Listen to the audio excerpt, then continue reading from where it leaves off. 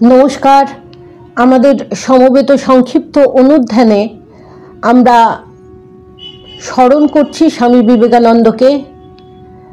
তার জীবনের কিছু ঘটনা মানেই আমরা অনুধ্যান করছি। আজ আমরা আলোচনা করছি মিস ম্যাকলাউডের দৃষ্টিতে স্বামীজি।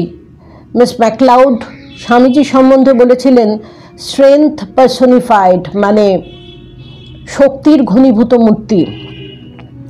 তিনি বলতেন, আমি তার শিষ্য ছিলাম না বা শিষ্যা ছিলাম না, বন্ধু মাত্র। সেই মিস ম্যাকলাউড লিখেছেন, নীল নদ ধরে এগিয়ে চলবার সময় আমি কয়েকজন ইংরেজের সংস্পর্শে এসেছিলাম।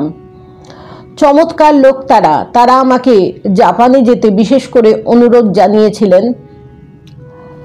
স্বামীজিও চেয়েছিলেন জাপানে যেতে।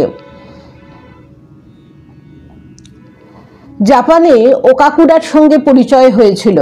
টোকিওতে চারুকলা বিষয়ে যে চিত্রবিদ্যালয় আছে তার তিনি প্রতিষ্ঠাতা। তিনি খুব চেয়েছিলেন স্বামীজি জাপানে আসুন, তার অতিথি হয়ে থাকুন, কিন্তু শারীরিক অসুস্থতার কারণে স্বামীজি জাপানে যেতে পারেননি।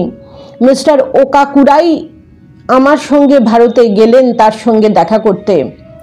কিছুদিন পরে বেলুড়ে ওকাকুরা আমাকে বলেছিলেন, বিবেকানন্দ আমাদের, তিনি প্রাচ্যের, তোমাদের নন। স্বামীজি একথা শুনে বলেছিলেন, আমার মনে হচ্ছে বহুদিনের হারানো ভাই যেন ফিরে এসেছে। মিস ম্যাকলাউড বলছেন, তখন আমি বুঝলাম এই দুইজন ব্যক্তির মধ্যে সত্যিকারের মনের মিল হয়েছে। স্বামীজি যখন ওকাকুরাকে বলেছিলেন, তুমি কি আমাদের সঙ্গে যোগ দেবে, তখন মিস্টার ওকাকুরা বলেছিলেন, না, এই জগতের সঙ্গে বোঝাপড়া এখনো আমার শেষ হয়নি। তিনি ঠিক সিদ্ধান্তই নিয়েছিলেন। স্বামীজি একদিন বলেছিলেন, জগতে আমার কিছু নেই, এক পয়সাও নিজের বলতে নেই, আমাকে যে যা দিয়েছে সব বিলিয়ে দিয়েছি। আমি বললাম, স্বামীজি আপনি যতদিন বাঁচবেন প্রতি মাসে $50 করে দেব। তিনি এক মুহূর্ত ভেবে বললেন, তাতে আমার চলে যাবে তো? আমি বললাম, হ্যাঁ চলে যাবে, তবে বোধহয় তাতে আইসক্রিম খেতে পারবেন না। কিন্তু 4 মাস হতে না হতেই তিনি চলে গেলেন। আমি তাকে $200 দিয়েছিলাম। চলে গেলেন মানে স্বামীজির লীলা সংবরণ হয়েছিল। বেলুর মঠে একদিন ভগিনী নিবেদিতা কয়েকজন ব্যায়ামবীরকে পুরস্কার দিচ্ছিলেন, আর আমি স্বামীজির ঘরের জানলায় দাঁড়িয়ে সব দেখছিলাম। তিনি তখন আমায় বলেছিলেন, আমি 40 বছর অবধি বাঁচব না। তার তখন 39 বছর বয়স। আমি বলেছিলাম, কিন্তু স্বামীজি, বুদ্ধ তো তার বড় বড় কাজগুলো 40 আর 80-র মধ্যেই করেছেন। স্বামীজি বলেছিলেন, আমি আমার বাণী দিয়ে দিয়েছি, আমাকে যেতে হবেই। আমি জিজ্ঞাসা করেছিলাম, কেন স্বামীজি? তিনি বলেছিলেন, বড় গাছের ছায়ায় থাকলে অপেক্ষাকৃত ছোট গাছগুলি বড় হয়ে উঠতে পারে না, অন্যকে জায়গা করে দেবার জন্যে আমাকে যেতে হবে। ম্যাকলাউড বলছেন, আমার পরিষ্কার মনে আছে 1902 সালের এপ্রিল মাসে আমি যখন ভারত ছেড়ে চলে যাচ্ছি, আর কখনোই তার সঙ্গে দেখা হবে না, বিদায় নিতে গিয়ে তাকে আমার শেষ চিঠিটা লিখেছিলাম। তাতে লিখেছিলাম, ডুবি বা বাঁচি আপনার সঙ্গেই থাকব। কথাটা আমি 3 বার পড়লাম আর নিজেকে বললাম, আমি কি এটা মন থেকে বলেছি? মন থেকেই বলেছিলাম। চিঠিটা তার উদ্দেশ্যে ছেড়ে দিলাম।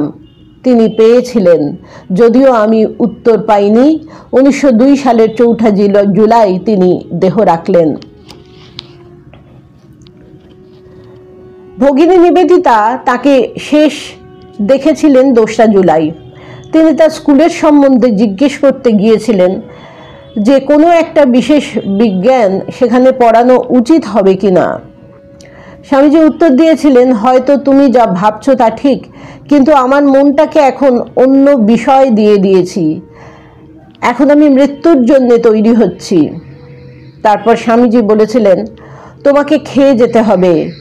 ভগিনী নিবেদিতা সবসময় হিন্দু রীতিতে আঙুল দিয়ে খেতেন।